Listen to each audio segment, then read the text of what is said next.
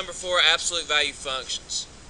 It says the absolute value, as discussed before, is simply the positive of that number. Let's review real quick about absolute value. We talked about it again the other day, but absolute value of a negative is a positive. Absolute value of negative 3 is a positive 3. Absolute value of a positive is a positive as well.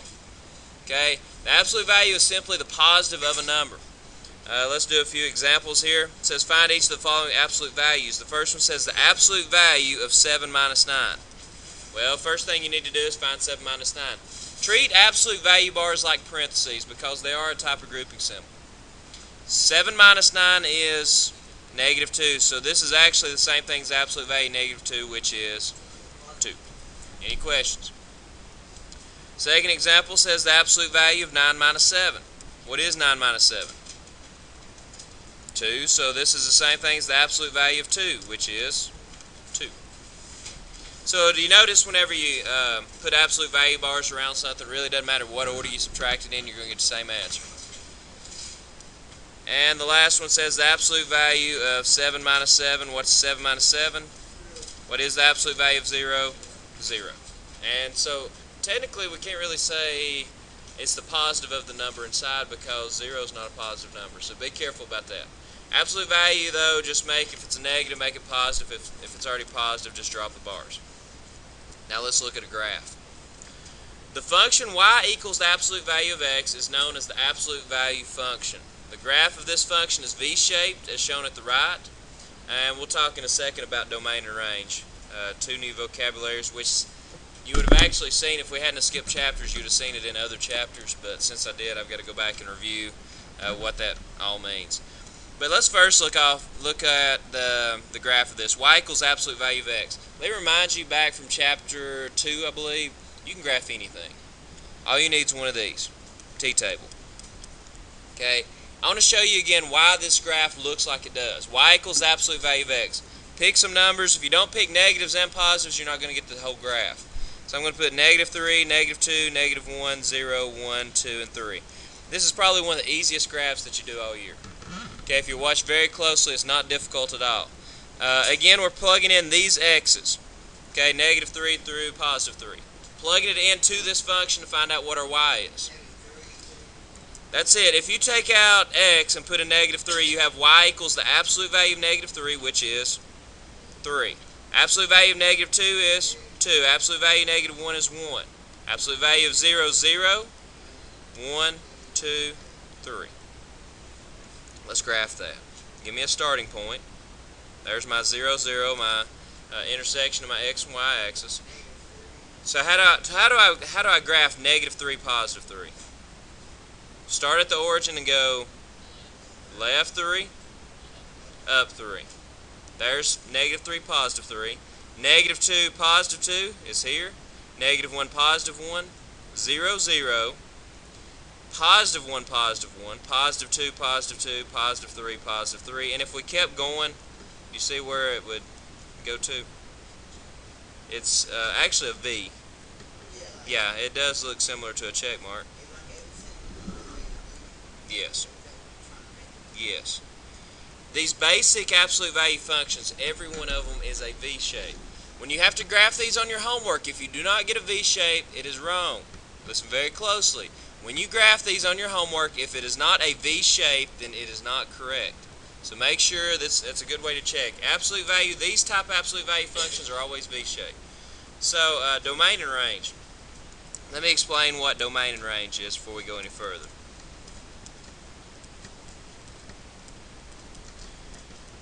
Domain are your x's. Range is your y's. That's about all the explanation you need. Okay, you handle that. Domain are the x's that are not just here, but any x that I could put on my graph. Let's look back at our main function. Y equals the absolute value of x. If I wanted to, could I plug in 4 there? Yeah. Could I plug in 5, 6, 7, 8, 9, 10, a million?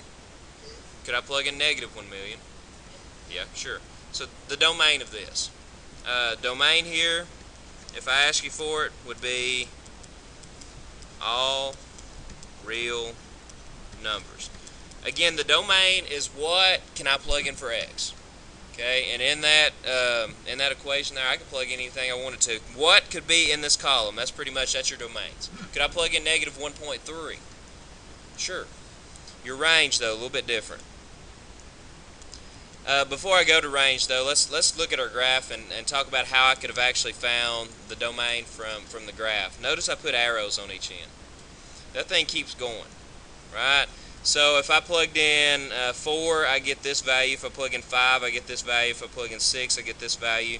So do you see that your x's keep going in both directions as well? That's the reason those arrows keep going. But your range, look at your graph, or look at your I guess your t-table over here.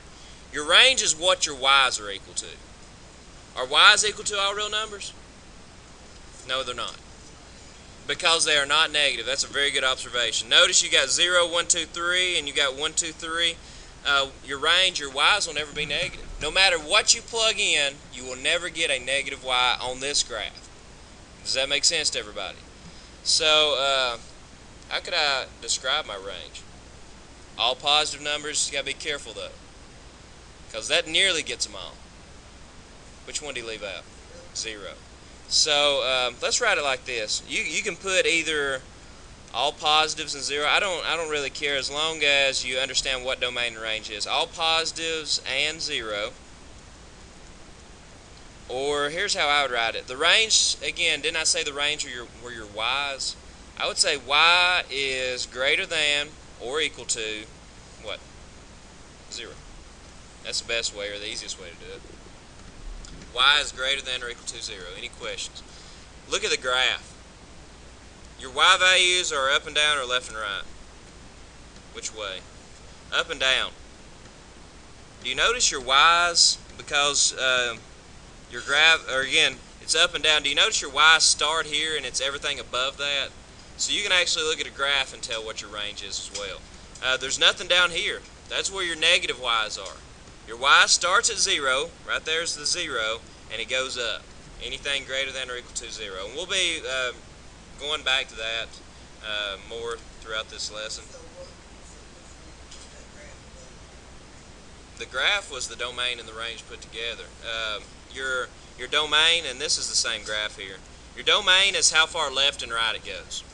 Your range is how far up and down it goes. Pretty much, that's the easiest way to remember it with a graph. How far left does that graph go? It keeps going, doesn't it? How far right does it go? Keeps going. How far up and down does it go? It starts where? It starts at 0 and goes up, keeps going up, right? So that's the reason why your range would be greater than or equal to 0. Again, domain is your x's, how far left and right. Your range is your y's, how far up and down. The next one, or the next paragraph says the function y equals absolute value of x, that's one we just graphed, is an example of a parent function. Think about a parent function like this. Most kids look somewhat like their parents, right? That is the most basic function that is an absolute value function. We could add some stuff in if we added in the absolute value of x plus 3. It's no longer a parent function. But do you notice it looks like the one that we graphed a while ago? There's the one we graphed. Now this one's similar to it. I guess you could describe it as one of its kids. Okay? You got the parent function, which is a V shape. Its kid's going to look a lot like it. Okay, there's just going to be a little bit of transforming going on there, and that's what we're going to talk about in this next section is transformations. It says the function y equals absolute value of x, which we just graphed, is an example of a parent function because it is the most basic absolute value functions. The graph can be changed with different transformations, and you have a few that you need to know. We'll talk about them a lot this year. The first one's called a translation. You might remember these from 7th and 8th grade. Okay? But the way that you learned about translations is like this. You have, let's say, a triangle, and then you've got the same triangle up here that's just been moved over. Does anybody remember what type of transformation that was? It's a translation. Okay, that's the first one. When you just slide it, when you just move it over. And let's go through these. It says a translation is a transformation that simply moves or slides the original function. If you just move it over, that's a translation. A reflection. Now somebody just described a reflection for me. What is a reflection? Mirror image. It flips it over. every one of these transformations you can define with one word. A translation was a slide. A reflection is a flip. And let's see, it says a reflection is a transformation that flips the original function across a line of reflection. And the last one, it says a compression pushes the function in while a stretch pulls the function out. So a compression is a push, a stretch is a pull. Okay, you're pulling it out. I think of it like this. Anybody ever play with silly putty? It's where you can take and you can press it on like a newspaper, and it takes the image off of it. You can take and stretch it.